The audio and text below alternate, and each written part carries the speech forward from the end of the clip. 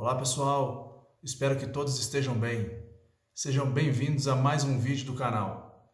Espero que este possa despertar em você uma reflexão positiva e eleve a sua consciência. Se ainda não é inscrito no canal, peço que se inscreva. Peço que compartilhe com pelo menos 10 amigos. Só dessa forma o canal irá ganhar relevância e chegar a mais pessoas. Nesta causa, não consigo sem o amparo e o apoio de vocês. Muito obrigado. Vamos lá ao tema de hoje.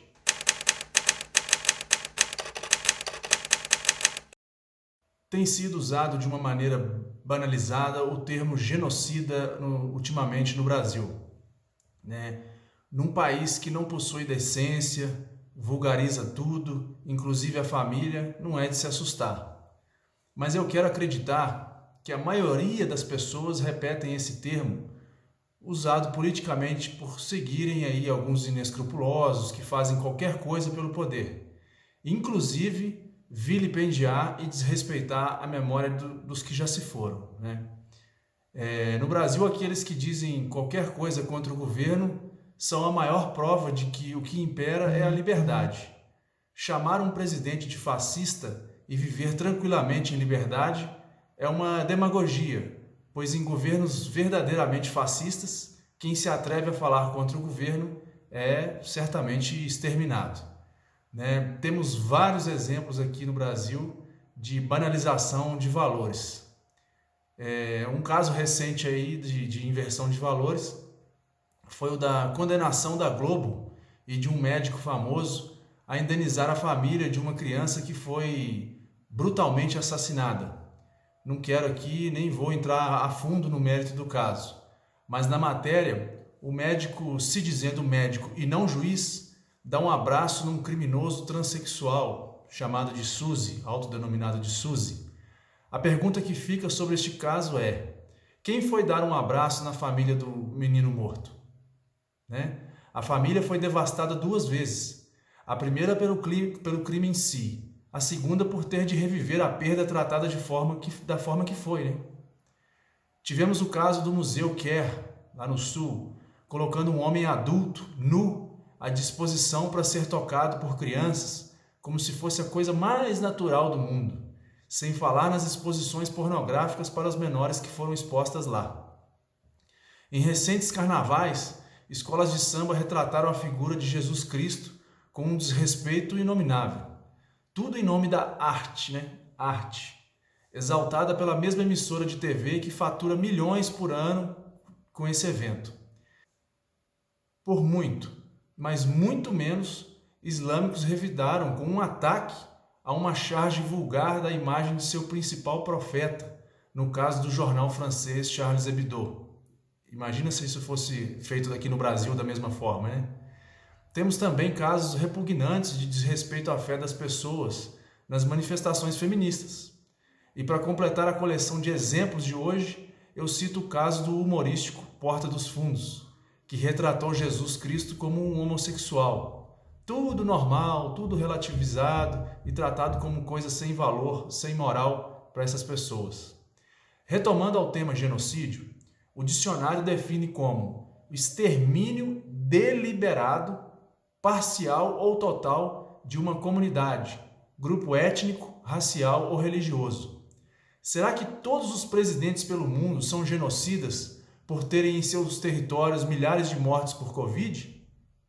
É possível que se enquadre esses casos em ações deliberadas e intencionais de extermínio? Bom, apenas para não relativizar um termo tão sério, eu trago aqui algumas informações sobre verdadeiros genocídios, para que não fique dúvidas a você que me assiste e para que você que se presta a ser repetidor de acéfalos de escrúpulos, reflita. Genocídio no Camboja.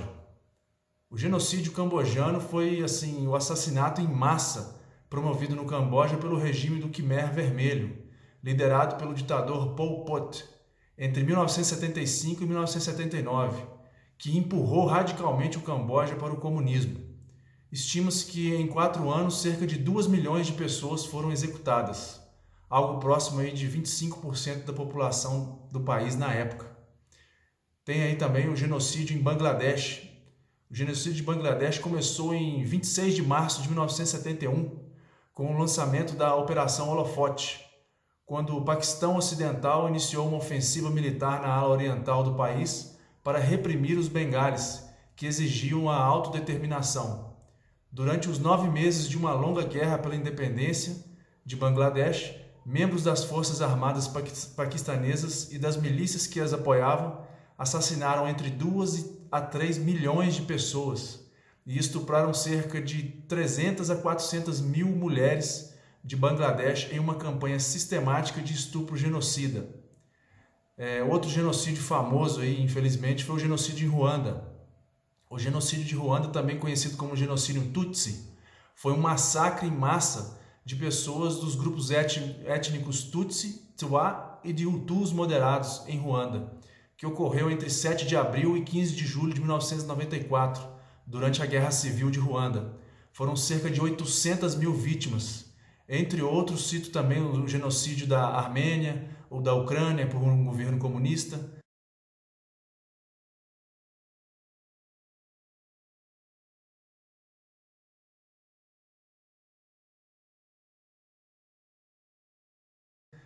Outro genocídio gigante foi o chinês, com mais de 60 milhões de vítimas de armas e da fome.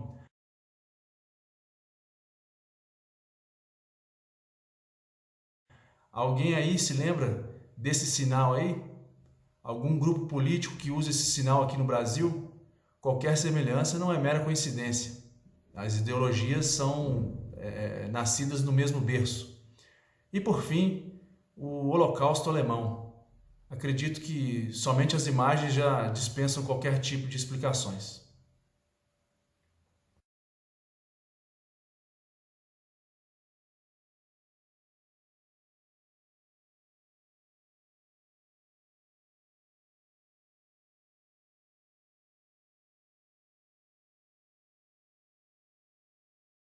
É isso que está acontecendo aqui no Brasil e no mundo por efeito da Covid?